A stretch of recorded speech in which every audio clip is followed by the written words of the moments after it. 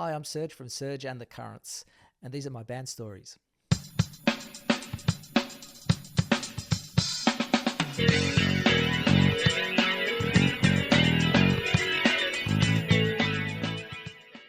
So I recently come across this cassette tape, and a lot of you would know this is the old form of digital technology, that when I was growing up, this was the standard way that we listened and created with music, documented and recorded music.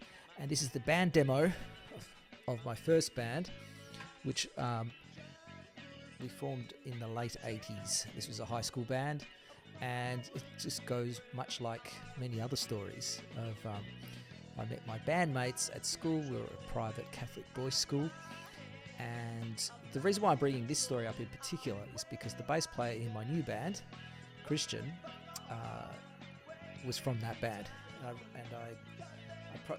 we reconnected not that long ago, and we talked about this project where I've been writing songs over the last year, a lot of breakup songs and songs about the world and the world that I live in.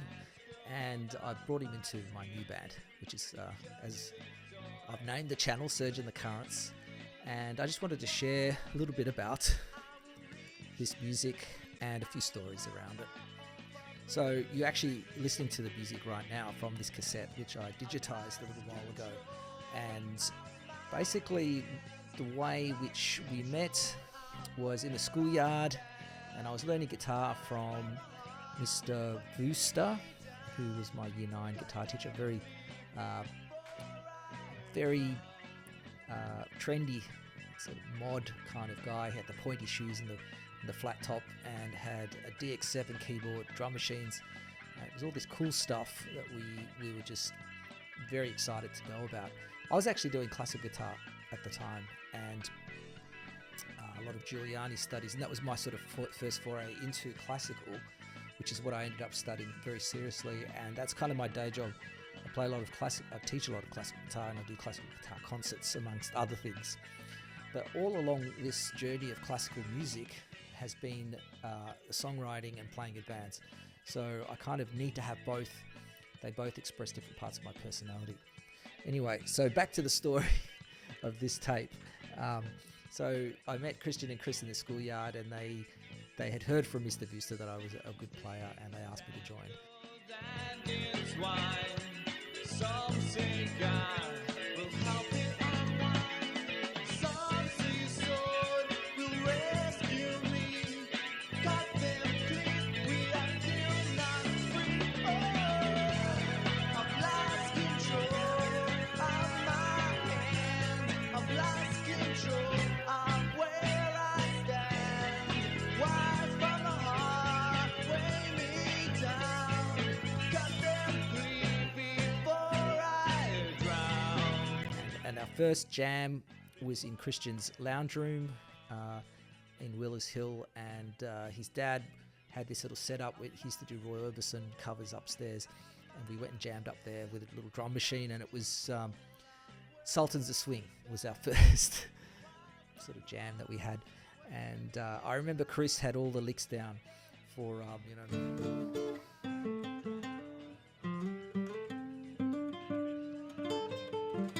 all that stuff, and it sort of blew me away.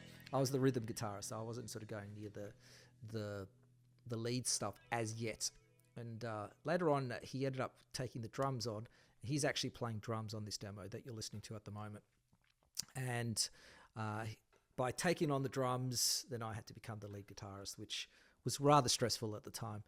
But we went from playing in lounge rooms, garages, and then later on in Christian's dad's factory, and then we started doing gigs. And left school, I was studying engineering, and I later went on to study music at the conservatorium. But during this period of this demo, we were playing at venues like the Punters Club and the Richmond Club Hotel, which was our first gig. In fact, the first gig that we did at the Richmond Club Hotel sort of didn't end up going out so well, because the Richmond Club had this kind of 5 or 6 bands per night sort of setup, where you do your half an hour, 40 minutes, get off stage, and then the next band would get on. And this particular night, that it was our first ever gig, sort of professional gig, we were getting paid. We rocked up to the venue and found out that we'd been double booked. And I have really vivid memories of sitting at the bar there, and the band that was playing instead of us, and they were called The Things of Stone and Wood. And in fact, they actually ended up having some success in Australia in the 90s with a song called Happy Birthday, Helen. I think they're still around. It was a great song, great band. But I remember talking to, I think was the singer, and he said, "I'm really sorry, this was a bit of a mix-up. Can we plug your next gig?" And at the time, we didn't have another gig, so it was kind of a little bit of an embarrassing situation. But we ended up doing a lot of gigs at the Richmond Club.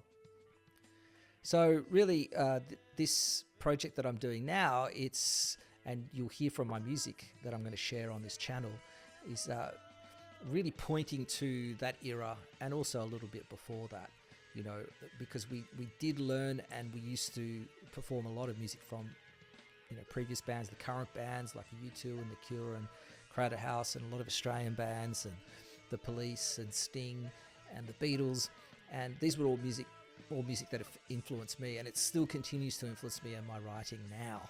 So I brought Christian on board, not only because he's an old friend, and this project for me, this band, is very much about friendship and family, but also because he understands that genre so well.